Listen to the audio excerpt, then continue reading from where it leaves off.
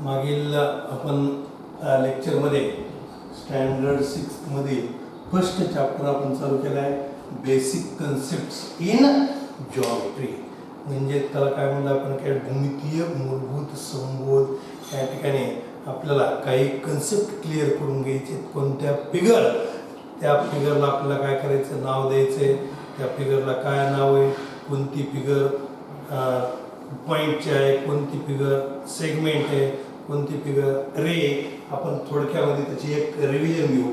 Point म्हणजे या ठिकाणी या पद्धतीमध्ये पॉईंट, त्याला आपण नाव दिले पॉईंट ए. बरोबर, ही पॉईंट ए ची फिगर याला म्हणतो आपण टायनी आहे, सूक्ष्म असा काय करायचं या ठिकाणी डॉट. त्या डॉटला काय म्हणतो आपण, पॉईंट असतो. त्यानंतर सेगमेंट आहे. हा जर आपला सेगमेंट दोन पॉईंट काय करायचे, जॉईन केले की आपल्याला जी फिगर मिळते त्या फिगरला आपण काय म्हणतो या ठिकाणी सेगमेंट असं म्हणतो. लाईन आहे, या पद्धतीमध्ये लाईन दोन्ही साईडला अमर्यादित, दोन्ही साईडला एक्सटेंड होणारी अशा प्रकारची काय ठिकाणी लाईन काढली, त्याला दोन्ही साईडला ॲरो दिले, त्याला काय म्हणतो आपण लाईन. आणि रे पाहिला आपण, तो रे म्हणजे एका पॉईंट पासून एका साईडला एक्सटेंड होणारी असे काय ठिकाणी रे म्हणतो. या पद्धतीमध्ये त्याला काय केलं, अशा प्रकारची जी फिगर आहे त्या फिगरला काय म्हणतो या ठिकाणी रे. आणि हा जो रे आहे एकाच साईडला काय होतो या ठिकाणी एक्सटेंड होतो आणि या साईडला त्याचा काय तो एंड पॉईंट आहे. त्यानंतर आपण कॉन्करंट लाईन पाहिले. कॉन्करंट लाईन कशाला म्हणलं बघा, लक्षात घ्या की कॉन्करंट लाईन म्हणजेच एका पॉईंट मधून ड्रॉ केलेल्या लाईन्सला आपण काय म्हणतो या ठिकाणी कॉन्करंट लाईन्स असं म्हणतो. ह्या काय आहेत आपल्या या ठिकाणी कॉन्करंट लाईन्स. आणि त्यानंतर आपण पाहिलं पॉईंट दुसरा कोलिनियर पॉईंट. कोलिनियर पॉईंट, आता कोलिनियर पॉईंट कोणाला म्हणतो आपण, की कोलिनियर पॉईंट म्हणजे एकाच रेषेवर असणारे जे पॉईंट आहेत त्या पॉईंटला आपण कोणते पॉईंट म्हणतो, कोलिनियर पॉईंट. म्हणून ABCD are the collinear point. एवढी माहिती आपण लास्ट लेक्चरमध्ये पाहिली होती की हे जे कन्सेप्ट आहेत ते कन्सेप्ट कशामधले, जॉमेट्री मधले. म्हणजे ती फिगर आहे, ही फिगर आहे, याला म्हणून आपण पॉईंट ए. एक डॉट दिला आपण की त्याला तो झाला आहे पॉईंट ए. दोन डॉट आहेत, त्या दोन डॉट मधलं जे डिस्टन्स आहे त्याला जॉईन केलं की कोणती फिगर तयार होते, सेगमेंटची फिगर तयार होते. आणि या पद्धतीमध्ये दोन्ही साईडला ॲरो करून ते एक्सटेंड होणारे अशा फिगरला काय म्हणतो आपण, लाईन असं म्हणलं. त्यानंतर ही रे एकाच साईडला एक्सटेंड होणारी आणि या पॉईंटला इथे काय ठिकाणी स्टार्ट होणारी, त्याला काय म्हणतो आपण रे. आणि concurrent lines, the lines which are passing through only one point are called concurrent lines. आणि concurrent collinear point, collinear point the point which lie on single line, the point which lie on a single line are called collinear point. म्हणजे त्या पॉईंटला काय म्हणतो आपण, collinear point. जे point आपल्या एकाच रेषेवरती या ठिकाणी काय असतात, रिप्रेझेंट असतात, त्यांना काय म्हणतो आपण कोलिनियर पॉईंट. अशा पद्धतीमधले काही कन्सेप्ट आपण काय केले मागील पिरियडमध्ये या ठिकाणी क्लिअर करून घेतले. आता त्याच्या पुढचे जे काय आहे तो घ्यायचा आपला पार्ट किंवा प्लेन. मला काय म्हणतो पुढचा कन्सेप्ट म्हणलं प्लेन. क्लिअर आहे, काही अडचण नाही. प्लेन म्हणजेच काय काय सपाट फ्लॅट सरफेस, त्याला म्हणलं आपण प्लेन. बरं, ही प्लेन त्याला काय म्हणतो फ्लॅट सरफेस, त्याला काय म्हणतो आपण प्लेन. म्हणजे त्या टेबलवरचा जो भाग आहे, टेबल घेतला आपण, एक टेबलवरचा जो भाग आहे सरफेस आहे त्याला म्हणतो आपण प्लेन. या ठिकाणी आपली नोटबुक आहे, टेक्स्ट बुक आहे, हे जे टेक्स्ट बुकचा हा जो पार्ट आहे त्या पार्टला आपण काय म्हणतो, प्लेन असं म्हणतो. हा जो ब्लॅक बोर्ड आहे त्या ब्लॅक बोर्डला आपण प्लेन असं म्हणतो. हे जे आपलं छत आहे वरचं त्या छताला सुद्धा आपण काय म्हणतो या ठिकाणी प्लेन असं म्हणतो. किंवा आपलं मोबाईल असेल त्या मोबाईलचा हा जो पार्ट आहे वरचा त्याला सुद्धा काय म्हणतो आपण प्लेन असं म्हणतो. किंवा त्या ठिकाणी एक आपला कंपास आहे, त्या कंपासच्या वरचा जो पार्ट आहे त्याला काय म्हणतो आपण प्लेन. म्हणजे flat surface in a geometry, flat surface is called plane, or in mathematics flat surface is called plane. मी अशा पद्धतीमध्ये काय केली त्याची डेफिनेशन दिली. in mathematics flat surface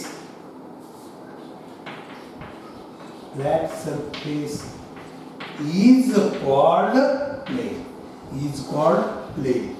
त्याला काय म्हणतो आपण? प्लेन असं म्हणतो.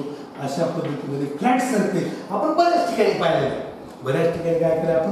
फ्लॅट सरफेस पाहिला. जो टेबलवरचा जो पार्ट आहे, भाग आहे, त्याला काय म्हणतो? Flat surface. आपला ब्लॅक बोर्ड आहे, या पद्धतीमध्ये दिलेला ब्लॅक बोर्ड आहे, तो ब्लॅक बोर्ड म्हणजे हे फ्लॅट सरफेस आहे. अशा पद्धतीमध्ये त्याला काय म्हणतो आपण? प्लेन असं म्हणतो. आता त्यानंतर पुढचा पॉईंट आपला पॅरलल लाईन्स. Parallel lines. आता पॅरलल लाईन्स कुणाला म्हणायचे?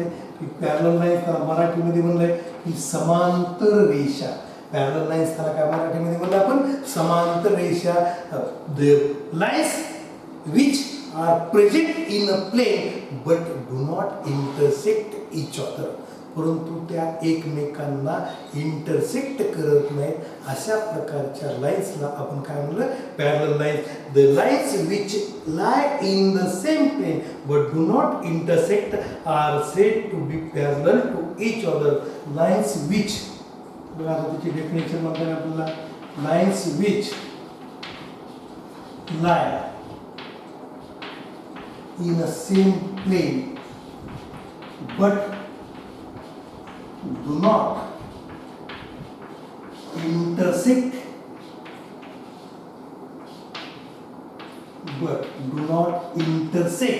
each other but do not intersect are said to be parallel line. Are said to be parallel line. त्यांना काय म्हणलं आपण? Parallel line to each other. एकमेकांना. Each other. बरोबर? म्हणजे एका प्लेन मध्ये आहे परंतु एकमेकांना न छेदणाऱ्या अशा प्रकारच्या सेम प्लेन. ह्या प्लेन म्हणलं आपण. हे पाहिलं, ह्याला प्लेन म्हणलं आपण. इथं सुद्धा आपण प्लेन घेतला आणि या पद्धतीमध्ये ह्या ज्या दोन लाईन्स आहेत त्या दोन लाईन एकमेकांना इंटरसेक्ट जर करत नसतील, इंटरसेक्ट म्हणजे एकमेकांना क्रॉस करून जाणे.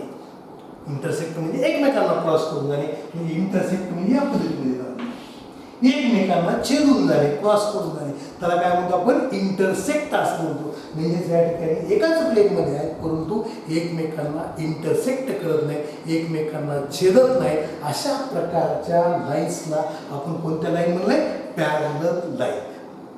कोणत्या लाईन? Parallel line. आता पॅरलल लाईनचं जर एक्झाम्पल घ्यायचं झालं तर आपली नोटबुक आहे, त्या नोटबुकवरती जो का आपण पाहिलं की ज्या लाईन्स आपल्या रिप्रेझेंट असतात त्या लाईन्स या एकमेकांना इंटरसेक्ट करणाऱ्या नसतात.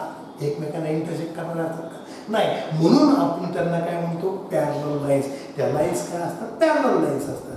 आपण जर रोड जर पाहिला तर त्या रोडची जी एजेस आहेत ते एजेस जर पाहिले आपण तर ते एजेस आपल्याला या ठिकाणी एक जर सरळ रोड घेतला, स्ट्रेट रोड जर घेतला आपण, तर त्या स्ट्रेट रोडचे जे काही एजेस आहेत ते सुद्धा एकमेकांना इंटरसेक्ट करत नाहीत. आपल्या घरामध्ये पाहिजे आपण एखादी स्टाईल पाहिली, जर हॉल पुरता जर विचार केला आपण तर तो जर पुढं जर तशी जर नेली तर ते सुद्धा एकमेकांना काय असतात? पॅरलल असतात. त्यांच्या ज्या एजेस असतात त्या एजेस ह्या एकमेकांना काय असतात? पॅरलल असतात. म्हणजे अशा प्रकारच्या ज्या लाईन्स आहेत त्यांना काय म्हणतो आपण? Parallel line. किंवा ब्लॅक बोर्ड आहे आपला, हे हा ब्लॅक बोर्ड पाहिला, ह्या ब्लॅक बोर्डचे जे एजेस आहेत ही एजेस सुद्धा काय एकमेकांना पॅरलल आहे. बरोबर? आणि इंटरसेक्ट करणार आहे म्हणजे हा जर एज आपण या इकडे घेतला खाली आणि हा एज जर पुढे जर घेतला तर त्या दोन्ही एजेस एकमेकांना काय होईल? इंटरसेक्ट करतात. हे दोन्ही एजेस इथे एकमेकांना काय होतात? इंटरसेक्ट होतात. परंतु हे जे दोन एजेस जर घेतले तर हे दोन्ही एजेस एकमेकांना इंटरसेक्ट करत नाहीत. म्हणजेच ह्या दोन्ही एजेसला काय म्हणलं आपण? पॅरलल असं. ते काय तर पॅरलल आहे. अशा प्रकारे आपण काय करतो? पॅरलल लाईन्स म्हणतो की आपल्याला लाईन्स विषयी माहिती घ्यायची. त्यानंतर अजून काय दिले? Write the proper term intersecting line or parallel line in each of the empty boxes. लक्षात बघा. आता अजून थोडी क्लिअर करू आपण. पॅरलल लाईन कुणाला म्हणायची हे झालं क्लिअर आपलं की फ्लॅट सरफेस जो असतो त्या फ्लॅट सरफेसला आपण काय म्हणलं या ठिकाणी? प्लेन असं म्हणलं की एक मराठीमध्ये त्याला असं म्हणलं की सपाट पृष्ठभाग. सपाट पृष्ठभाग त्याला काय म्हणलं आपण प्लेन असं म्हणलं. तो कोणताही असो फ्लॅट सरफेस त्याला मॅथमॅटिक्समध्ये काय म्हणलं आपण प्लेन असं म्हणलं. त्यानंतर पॅरलल लाईन तुम्हाला आता सांगितल्या पद्धतीमध्ये एकमेकांना इंटरसेक्ट न करणारी अशा प्रकारची जी लाईन असते त्या लाईनला आपण कोणती लाईन म्हणलं पॅरलल लाईन. आता काय करायचं आपल्याला पुढचे फिगर दिल्यात आपल्याला 2-3 फिगर दिल्या.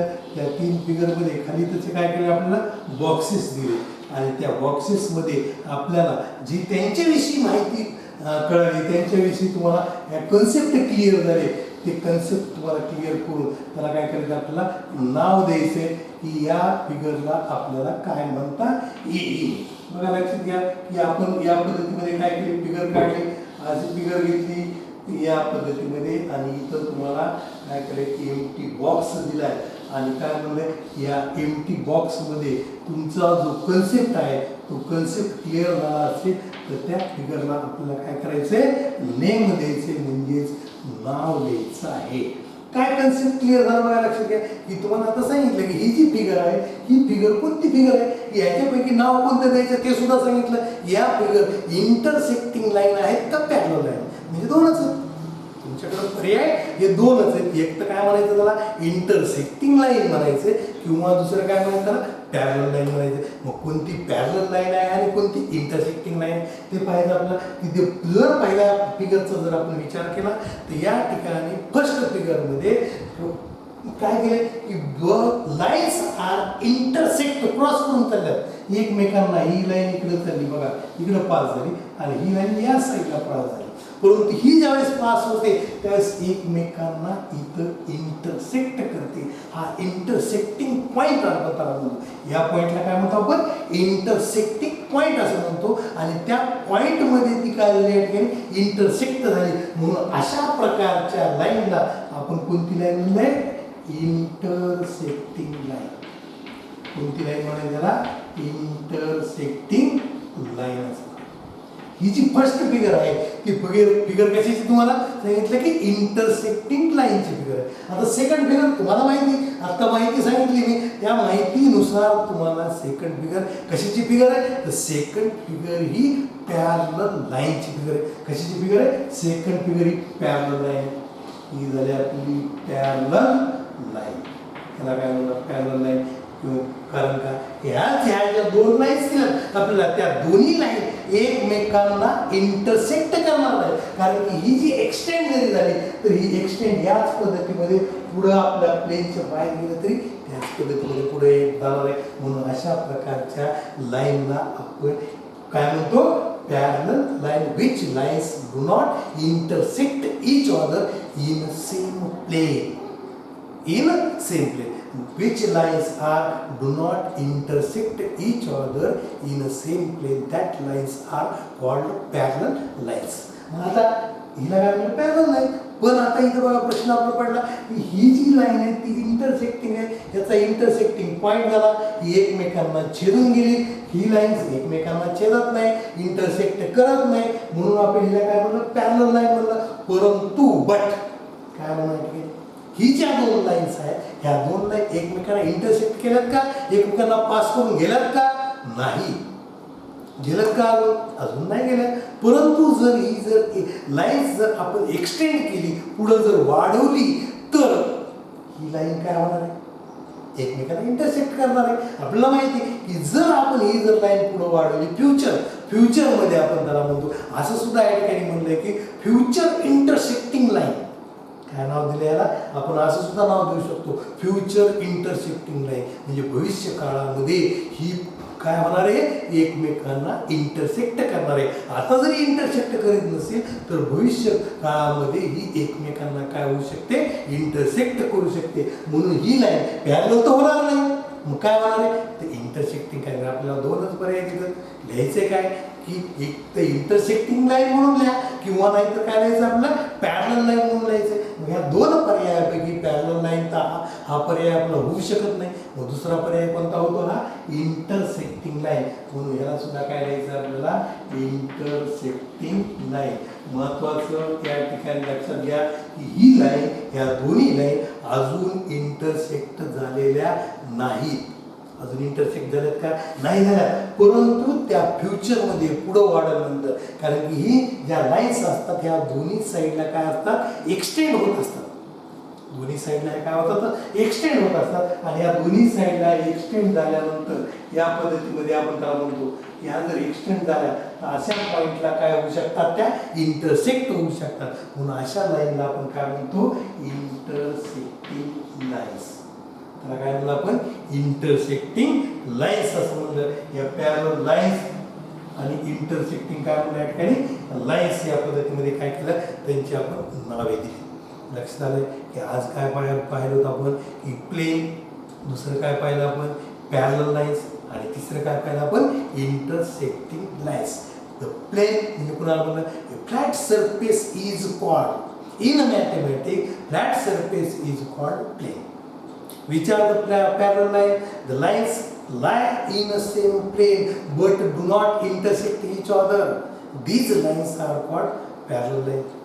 Correct? आणि तिसरं जे पाहिलं ते इंटरसेक्टिंग लाईन, ज्या एकमेकांना क्रॉस करून जातात त्यांनाच काय म्हणलं आपण, इंटरसेक्टिंग लाईन. म्हणजे हे जे आपले कन्सेप्ट आहेत, हे जे आपल्या नवीन डेफिनेशन आहेत, नवीन फिगर आहेत जॉमेट्रीमधल्या, त्या फिगरच्या आधारे आपण काय करायचं या ठिकाणी, आता प्रॅक्टिस सेट 1 करायचं आहे. बरोबर, प्रॅक्टिस सेट 1. प्रॅक्टिस सेट 1 घेऊ आपण. आता प्रॅक्टिस सेट 1 पहा. आता ह्याच्यामध्ये आपल्याला फिगर दिली आणि त्या फिगरमध्ये बघा प्रॅक्टिस सेट 1, प्रॅक्टिस सेट 1 बघा. आता पहिला एक क्वेश्चन घेऊ. आता नंबर 1 बघा, त्याच्यामध्ये look at the figure alongside. नीट काळजीपूर्वक करायचं बघा. Look at the figure, at the figure alongside. Look at the figure alongside and name the following. And name the following. आणि त्यांचे काय करायचे या ठिकाणी, आणि नावं लिहून काढायची. कोणते कोणते नाव आहेत ते सुद्धा तुम्हाला विचारले. फिगर सुद्धा काढून दिली. या पद्धतीमध्ये मी सुद्धा काय करतो, रफ फिगर जशी दिली त्या पद्धतीमध्ये रफ फिगर या ठिकाणी काढतो. मग आता दुसरी एक लाईन दिली, ती लाईन सुद्धा याला काय झाली या ठिकाणी क्रॉस होऊन गेली. अशा पद्धतीमध्ये एक लाईन दिली. नंतर या साईडला एक ॲरो दिला आहे आणि या साईडला एक दुसरा काय केला आपल्याला ॲरो दिलेला आहे. आणि यांना नावं दिले. पहिला हा जो पॉईंट आहे तो पॉईंट ओ घेतला आहे. इकडे एम, हा आर, त्यानंतर पी, हा एन, हे टी, आणि काय म्हणतात त्याला एस. आता तुमचे सर्व कन्सेप्ट जर क्लिअर झाले असतील तर आपल्याला सर्वांची काय करायची या ठिकाणी नावं द्यायची. बघा लक्षात घ्या. फर्स्ट काय दिले तुम्हाला, कोलिनियर पॉईंट द्यायचे. कोणते पॉईंट द्यायचे आपल्याला, collinear point. Which are the collinear point. बघा लक्षात, कोणते कोणते कोलिनियर पॉईंट आहेत ते लिहायचे. या फिगरमध्ये कोणते कोणते कोलिनियर पॉईंट आहेत हे जर लिहायचं झालं तर आपण काय म्हणलं की 3 or more points lie on a single line are called collinear point. 3 किंवा 3 पेक्षा जास्त जर पॉइंट या सिंगल लाईन्स वरती असतील तर त्या पॉइंटला आपण कोणता पॉइंट म्हणलंय, कोलिनियर पॉइंट आहे. आता इथं पहा सिंगल लाईन कोणती आपली, आता इथं तर 2च लाईन आहेत. कोणत्या लाईन आहे, ही एक लाईन सांगितली तुम्हाला आणि दुसरी लाईन कोणती, ही एक लाईन आहे. बरोबर आहे. किती लाईन आहे तिथं, 2 लाईन आहेत. ही एक लाईन आहे एम टी त्याला म्हणतो आणि दुसरी लाईन कोणती, आर एम. बरोबर आहे. ह्या 2 लाईन ह्याला म्हणता येईल आपल्याला लाईन अशी घेतली तर लाईन म्हणता येईल का, नाही म्हणता येणार. ह्याच स्ट्रेट लाईन आहे ह्या 2. मग या लाईन वरती पॉइंट कोणते कोणते आहेत बघा. तर या लाईन वरती एम ओ आणि कोणता पॉइंट आहे, टी. आणि दुसऱ्या लाईन वरती कोणता पॉइंट आहे, आर ओ आणि एम. आलं लक्षात. म्हणजे कोलिनियर पॉइंटच्या इथं 2 पेअर होतात. लक्षात घ्या किती पेअर होतात, 2 पेअर म्हणण्यापेक्षा 2 या ठिकाणी कोलिनियर पॉइंट होतात. तर कोणते कोणते 2 आहेत बघा लक्षात घ्या. की हे पॉइंट घेत असताना काळजी करा. काय काळजी करायची बघा लक्षात घ्या. की आपण चुकीनं नजर चुकीनं तुम्हाला न लक्षात येता तुम्ही काय लिहितात, पॉइंट कोणते एम ओ टी असे पॉइंट लिहायचे का, नाही. असे पॉईंट लिहायचे आपल्याला एम ओ टी नाही.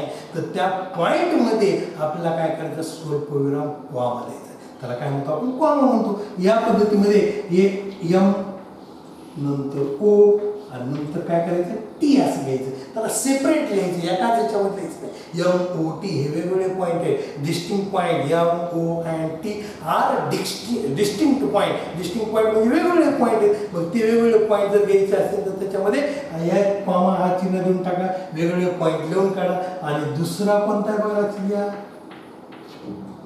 आता दुसरा लिहिते आहे तुम्हाला एम ओ टी जर सांगितलं तर दुसरं कोणतं होईल आता आर ओ एन. बरोबर आहे. आता हा सुद्धा लिहित असताना असं लिहायचं नाही का आर ओ एन, असं लिहायचं का आर ओ एन, असं लिहायचं नाही. तर त्यांच्यामध्ये काय करायचं आर कॉमा ओ कॉमा इथं एन. या पद्धतीमध्ये दोन प्रकारचे काय होतात या ठिकाणी कोलिनियर पॉईंट होतात. एक काय झाला एम ओ आणि टी हे डिस्टिंक्ट पॉईंट आहेत. त्यामुळं हे काय करतात या पद्धतीमध्ये लिहायचे M O T R O N असे लिहायचे नाहीत. आलं लक्षात. आता त्यानंतर 2 नंबर पाहायच्यामध्ये कोणता विचारला आपल्याला बघा रेज विचारतात. रेज कोणती रेज बघा. रेज आपल्याला सोपे काही अडचण नाही. रे पाहता कोणते कोणते रे तर रे ओ पासून सुरुवात करायची. स्टार्टिंग पॉईंट ओ घ्यायचा आणि सगळे रे आहेत लक्षात घ्यायचं. किती रे सगळे रे 1 2 3 4 5 6. फक्त ह्याची स्टार्टिंग कुठून झाली पाहिजे ओ पासून स्टार्टिंग झाली पाहिजे. मग इथे जेव्हा आपण त्याला नाव देऊन टाकू रे कोणता ओ टी. त्यानंतर रे कोणता घ्यायचा ओ एन कॉमा रे क्रमाने घेऊन टाका म्हणजे काही सुटणार नाही. रे ओ पी झाल्यानंतर ओ एम रे कोणता ओ आर आणि त्यानंतर रे ओ एस. म्हणजे एकूण रे किती झाले 6 झाले. 1 2 3 4 5 6. आलं लक्षात. या पद्धतीमध्ये त्यांचं काय केलं आपण रीडिंग केलं त्यांचं नाव. काही अडचण याच्यामध्ये रे माहीत झाला आपला स्टार्टिंग पॉईंट घ्यायचा. स्टार्टिंग पॉईंट घेऊन या दुसऱ्या साईडला जायचं. त्या पद्धतीमध्ये त्याचं रीडिंग करायचं. त्यानंतर 3 नंबर म्हणजे असं घ्यायचं का आपल्याला एम ओ असं रे घेतो का. रे लिहित असताना तुम्हाला सांगितलंय मी की कुठून नाव लिहायचं. त्याचं नाव लिहायचं असेल तर त्याचं स्टार्टिंग पॉईंट पासून लिहायचं नाव म्हणजे ओ पासून लिहायचं. O M O P O M O T O N O R. हा ओ हा ह्या सगळ्या 6 रे त्या फिगरमध्ये किती रे प्रेझेंट आहेत 6 रे प्रेझेंट आहेत. आणि 6 रे या 6 रे मध्ये या ठिकाणी सगळ्याचा कॉमन पॉईंट सगळ्याचा स्टार्टिंग पॉईंट हा काय येतो ओच येतो. म्हणून सगळ्याची सुरुवात ओ पासून करावं लागेल तुम्हाला. आलं लक्षात. आणि त्यानंतर 3 number line segment. Line segment बघा. आता लाईन सेगमेंट आणि रे मध्ये गंमत पहा कशी. लाईन सेगमेंट आणि रे मध्ये गंमत काय जे रेज आहे तेच काय त्या ठिकाणी लाईन सेगमेंट आहे. जे रे ते सगळे काय लाईन सेगमेंट आहेत. O M O P O N O T O S O R सगळे जर त्याचे लिहून काढा. बघा आता ओ टी हा सुद्धा लाईन सेगमेंट आहे. बरोबर आहे. सेगमेंट म्हणून इथं ओ टी त्यानंतर सेगमेंट ओ एन त्यानंतर सेगमेंट ओ पी त्यानंतर segment O M segment O R segment O S. आणि अजून वाढलेला कोणता बघा लक्षात घ्या. इथून इतकं जे अंतर आहे हे सुद्धा काय म्हणतो आपण त्याला सेगमेंट. त्याला सुद्धा काय म्हणतो आपण सेगमेंट. मग कोणता सेगमेंट होईल तर पूर्ण घ्यायचा आपल्याला. दोन्ही सेगमेंट जॉईन केले आपण थोडक्यामध्ये म्हणून कोणता ओ एम आणि ओ टी. आणि कोणता सेगमेंट तयार झाला एम टी. कोणता सेगमेंट तयार झाला M T. M O T असं म्हणायचं नाही. कोणता सेगमेंट झाला एम टी. म्हणून इथे लिहित असताना परत अजून पुढे सेगमेंट एम टी. अजून मग आता अशाच प्रकारे दुसरं सुद्धा नाव लिहित आहे. जसं एम टी घेतलं तसंच काय होऊ शकतंय सेगमेंट आर एन. कोणता होतोय सेगमेंट आर एन. या पद्धतीमध्ये बघा लक्षात घ्या. सेगमेंट काय झाला आपला आर एन. म्हणजे तुम्हाला रेज किती माहित झाले 6 रेज झाले आपले. आणि 6 रेज झाल्यानंतर जे लाईन सेगमेंट आपण घेतले लाईन सेगमेंट ते लाईन सेगमेंट हे काय होते या ठिकाणी कोणते किती 6 आणि हे 2 म्हणजे एकूण किती व्हायले त्या ठिकाणी 8 लाईन सेगमेंट. किती लाईन सेगमेंट व्हायले 8 लाईन सेगमेंट. आणि चौथं लक्षात घ्या लाईन्स. इथं लिहून काढतो मी आता लाईन्स. कोणती लाईन्स बघा लक्षात घ्या लाईन्स. कोणत्या लाईन आहेत? आता बघा काय तुम्हाला सांगितलं पहिल्यांदा की लाईन इथे किती, तर दोन आहेत. किती लाईन आहेत? दोन लाईन आहेत. एक लाईन कोणती? M T. कोणती लाईन आहे? एम टी ही लाईन आहे. आणि दुसरी लाईन कोणती? R N. म्हणून इथे लिहिताना लिहायचं लाईन एम टी आणि लाईन काय झालं? R N. Line M T आणि लाईन आर एन. बघा लक्षात घ्या, या पद्धतीमध्ये आपण काय करणार? प्रॅक्टिस सेट मधला क्वेश्चन 1 झाला आपला. प्रॅक्टिस सेट मधला काय झाला? क्वेश्चन 1 झाला. कन्सेप्ट जे जे आपण पाहिले ते सगळे कन्सेप्ट या ठिकाणी आले. बघा कोलिनियर पॉईंट पाहिला आपण, रेज किंवा कोलिनियर पॉईंट कशी ओळखायचे, रेज कसा ओळखायचा, लाईन सेगमेंट कशी ओळखायची, लाईन्स कशी ओळखायची, हे जे सगळे कन्सेप्ट आहेत, हे कन्सेप्ट आपले क्लिअर झाल्यानंतरच तुम्हाला यांचे काय करता येतील? आन्सर देता येईल. लक्षात आलं की सगळे एक न एक. तुम्ही इथं फक्त तेवढी काळजी घ्या. तुम्हाला म्हणलं की हे जे पॉईंट आहेत आपल्याला डिस्टिंक्ट पॉईंट असल्यामुळं त्यांच्यामध्ये कॉमा देऊन ते काय करायचं? सेपरेट दाखवायचं आपल्याला. की रेज ओ पासून स्टार्टिंग करायची. असे किती रेज मिळतात आपल्याला? 6. O M, O P, O N, O T, O S, O R या पद्धतीमध्ये. आणि त्यानंतर लाईन सेगमेंट घेत असताना लाईन सेगमेंट अजून 2 वाढतात आपले. कोणते? कारण हे दोन्ही जे लाईन सेगमेंट आहेत त्या लाईन सेगमेंटचा एक मोठा लाईन सेगमेंट होतो म्हणून त्याला आपण एम टी म्हणतो. आणि दुसरा एक मोठा लाईन सेगमेंट होतो आणि त्याला काय म्हणतो आपण? आर्यन सुद्धा असं म्हणतो. या पद्धतीमध्ये 2 सेगमेंट वाढले आणि लाईन तर दिल्यात तुम्हाला. त्या 2 लाईन दिल्यात आपल्याला. एक एम टी लाईन आणि दुसरी कोणती आहे? आर्यन लाईन. अशा पद्धतीमध्ये आपण क्वेश्चन 1 प्रॅक्टिस सेट मधला पूर्ण घेतलाय. नीट व्यवस्थित काय करायचं या ठिकाणी? लक्ष देऊन ऐकायचं आहे, पाहायचं आहे काय म्हणाले काय नाही, कोणती फिगर आहे. आपलं लक्ष पूर्ण या बोर्डवरती असलं पाहिजे. त्या मी जिथं या ठिकाणी लक्षपूर्वक सांगेल तिथं आपलं बोर्ड जिथं असेल तिथं लक्ष द्या. कशाला रे म्हणलंय, कशाला सेगमेंट म्हणलंय, या पद्धतीमध्ये त्याची माहिती करून घ्या. त्यानंतर आपण सेकंड या ठिकाणी क्वेश्चन पाहणार आहोत. सेकंड क्वेश्चन पाहता काय दिले? Write the different names of the lines. Write the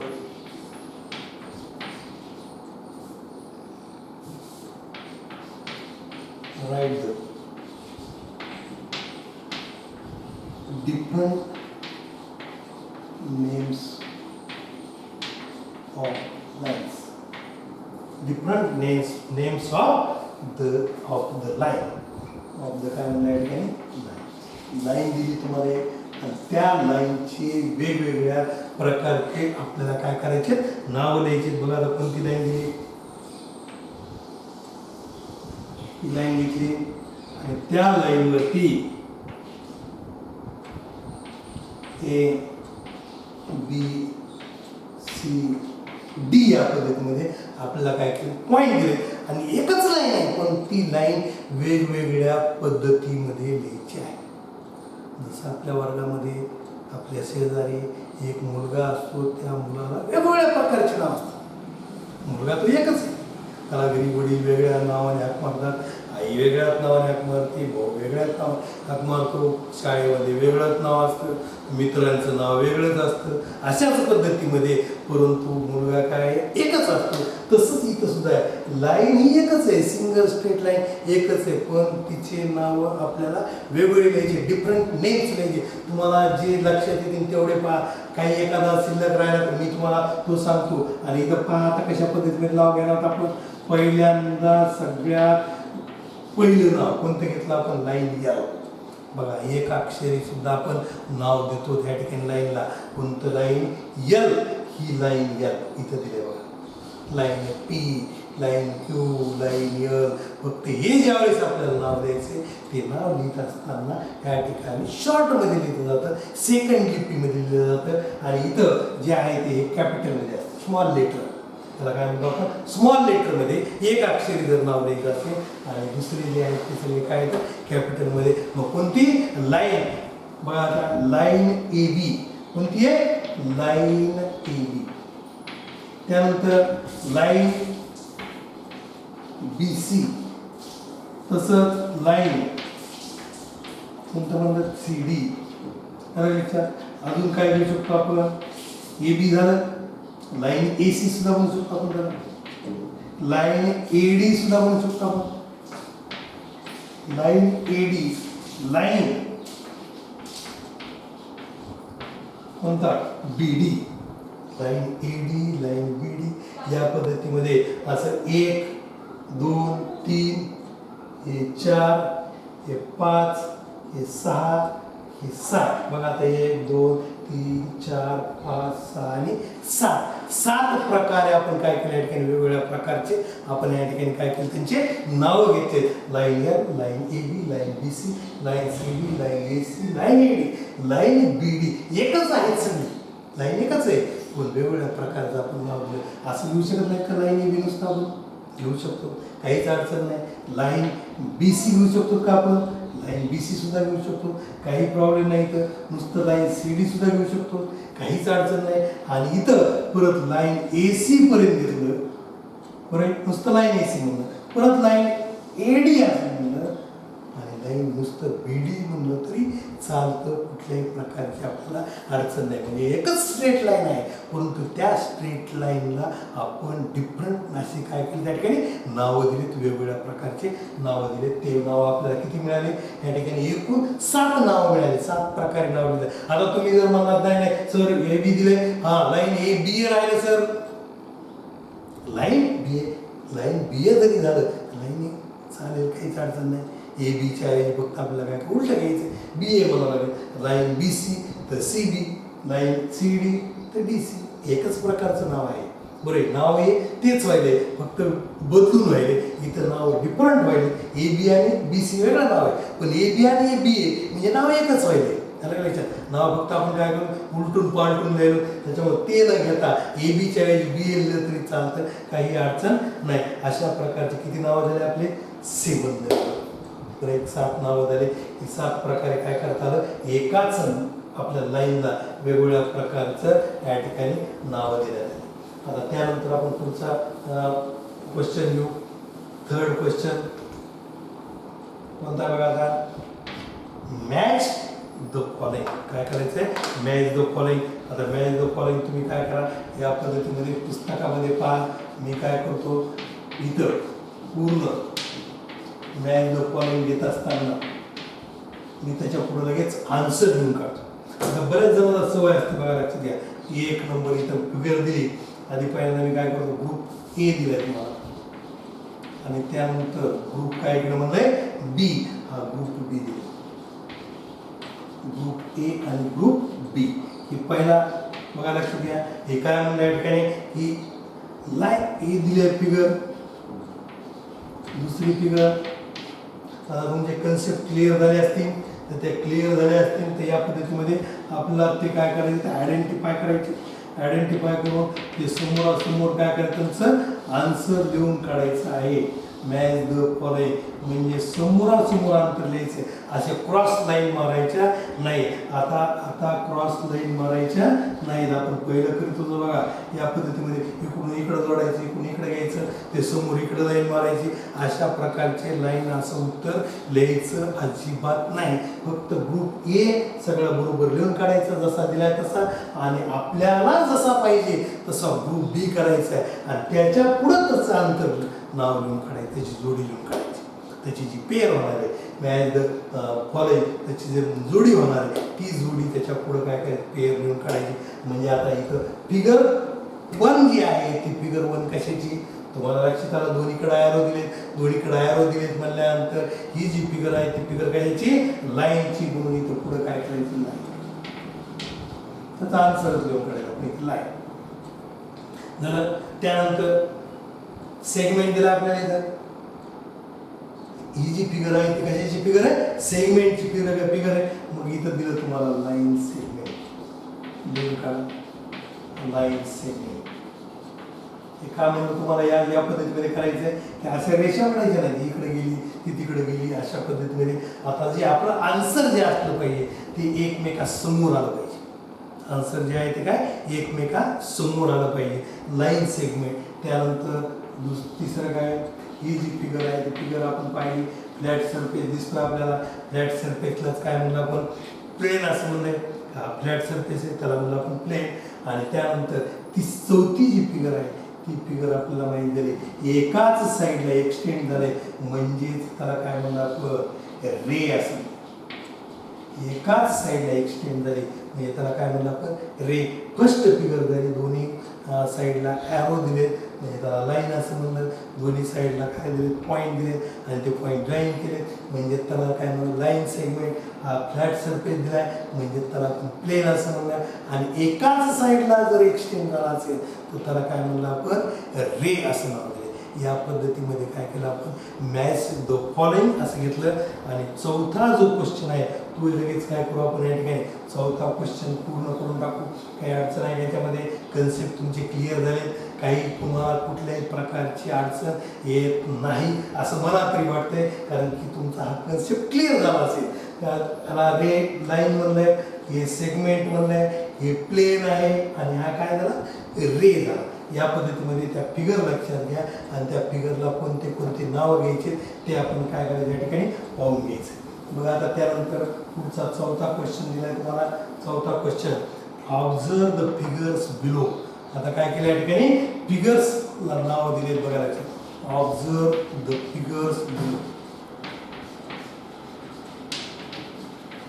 observe the figure below पुरे आणि त्यानंतर name the parallel lines name the parallel line parallel lines parallel lines लिहायच्या त्या फिगर मधल्या त्यानंतर कॉन्करंट लाईन्स लिहायच्या द कॉन्करंट लाईन सगळे concept या प्रॅक्टिस सेट मध्ये झाले बघा ते क्लिअर झाले आपण सगळे परत व्यवस्थित लिहू शकतो and the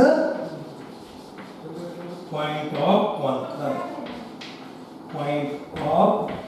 concurrence in the figure point of concurrence in the figure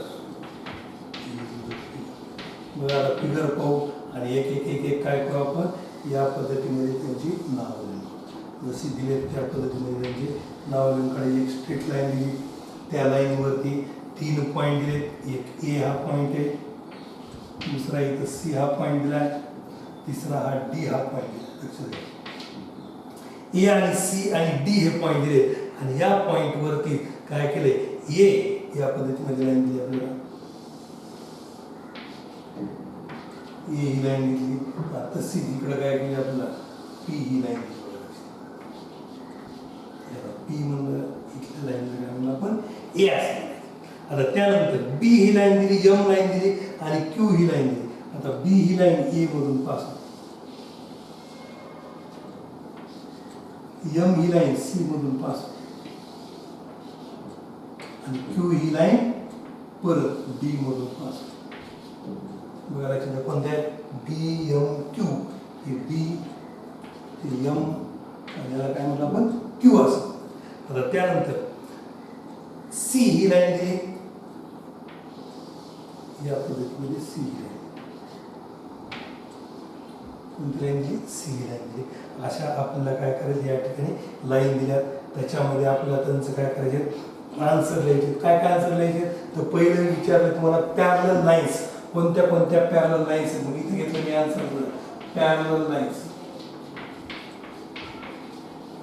कोणती घेतली पॅरलल लाईन्सचे 2 टाईप होतात या ठिकाणी बघा लक्षात घ्या पॅरलल लाईन बी एम आणि क्यू ह्या काय पॅरलल लाईन्स एकमेकांना न छेदणाऱ्या पुढे जाणाऱ्या कशा बरोबर का ही सुद्धा लाईन एकमेकांना न छेदणारी पुढे जाणारी असे या पद्धतीमध्ये या लाईन घेतल्या यांना म्हणलं आपण पॅरलल लाईन ही बी एम आणि क्यू लक्षात आलं की ह्या ज्या लाईन्स आहेत तुम्हाला थोडं डार्क केल्या मी त्या ज्या लाईन्स आहेत ह्या लाईन्सला आपण काय म्हणलं पॅरलल लाईन्स अशाच लाईन दुसऱ्या ए आणि काय केलं आपल्याला पी दिल्या म्हणजे इथं 2 प्रकारच्या लाईन्स होतात एक बी एम आणि क्यू आणि त्यांच्यामध्ये सुद्धा काय करायचं आपल्याला सेपरेशन दाखवायचं 2 नंबर लिहायचे कारण ह्या वेगळ्या प्रकारच्या पॅरलल लाईन्स ह्या सुद्धा पॅरलल लाईन्स आहे परंतु वेगळ्या प्रकारचे त्यांची जी डायरेक्शन आहे ती या डायरेक्शनला चाललं म्हणून ह्या सेपरेट घ्यायच्या आणि ह्या बी एम क्यू ह्या ज्या आहेत ते या डायरेक्शनला जात असल्यामुळे त्या सुद्धा काय करायचं सेपरेट घ्यायच्या आणि त्यांच्यामधलं डिस्टिंक्ट असल्यामुळं या लाईन्स वेगवेगळ्या असल्यामुळं त्यांच्यामध्ये कॉमा देऊन काय करायचे त्यांना सेपरेट लिहायचे असं नाही लिहायचं बी एम क्यू बरं बी एम क्यू या पद्धतीने झाले येतात त्याला काय करायचं त्यांच्यामध्ये कॉमा टाका ए पी झालं. आता त्यानंतर 2 नंबर बघा लक्ष द्या कोणतं घ्यायचं आपला द कॉन्करंट लाईन्स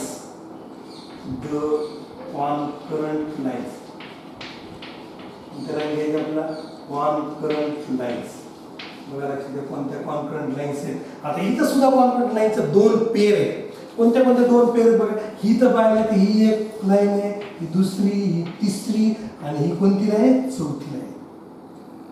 किती लाईन आल्या 4 लाईन आल्या लक्षात आलं का 1 2 3 आणि ही कोणती चौथी लाईन. अरे या प्रकारच्या लाईन्सला आपण कोणत्या लाईन म्हणले कॉन्करंट लाईन्स. आणि मग आता इथं पहिले प्रकार बघा कॉन्करंट लाईन्स एडी ही सुद्धा ही जी लाईन आहे एडी त्याला काय म्हणलं आहे ठिकाणी कॉन्करंट लाईन. मग इथं लिहून काढू आपण कोणत्या line A B A comma B comma C आणि कॉमा काय एडी. बरोबर या सगळ्या लाईन्स आहेत बी एम क्यू या पद्धतीमध्ये त्यांना काय म्हणलं आपण या ठिकाणी लाईन्स आहेत बी बी सी ही सुद्धा काय लाईन्स ए बी आणि सी ह्या सुद्धा लाईन आहेत तिन्ही. आणि चौथी लाईन घेतली आपण ती कोणती घेतली ए डी ही लाईन घेतली. त्यांना इथं लाईन असं लिहिलं तरी चालतं काय प्रॉब्लेम नाही. Line A B line M line Q line A line P या पद्धतीने त्यांना नाव देऊन टाका. नुसतं ए बी सी लिहायच्या ऐवजी काय म्हणतात आपण लाईन बी एम क्यू लाईन काय म्हणून बघा लक्ष द्या लाईन एम लाईन कोणती sorry line B line M आणि कोणतं घेतलं लाईन क्यू आणि 2 नंबर लाईन इथं कोणती घेतली ए आणि लाईन काय घेतलं पी. लक्षात आलं का या पद्धतीमध्ये घेतलं. आणि दुसरं इकडं कॉन्करंट लाईन कोणत्या कॉन्करंट लाईन आल्या line A line B line C line A D या काय झाल्या कॉन्करंट लाईन झाल्या. आणि हे झाल्या पॅरलल लाईन्स आणि या झाल्या आपल्या कॉन्करंट लाईन. आता अजून एक राहिलं याच्यामधलं कोणतं राहिलंय की लाईन पी लाईन क्यू आणि लाईन काय ए D line P line Q आणि लाईन काय झाली आपली ए कॉन्करंट लाईन्स. अशा प्रकारच्या 2 वेगवेगळ्या प्रकार इकडं कॉन्करंट लाईन ह्या वेगळ्या आणि ह्या कॉन्करंट लाईन वेगळ्या. ह्या तिन्ही लाईन एकमेकांना डी या पॉईंटमध्ये इंटरसेक्ट केलं म्हणून पी क्यू आणि ए डी या 3 लाईन आणि एक चौथी ए बी सी आणि काय ए डी या पद्धतीमध्ये घेतलं. आणि राहिला आता कोणता तिसरा कोणता आपला ही पॉईंट ऑफ कॉन्फरन्स. आता पॉईंट ऑफ कॉन्फरन्स कोणता होईल तर पॉईंट ऑफ कॉन्फरन्स इथे लिहून काढतो मी पॉईंट ऑफ कॉन्फरन्स किंवा इथे लिहून टाकू आपण 3rd number point of conference.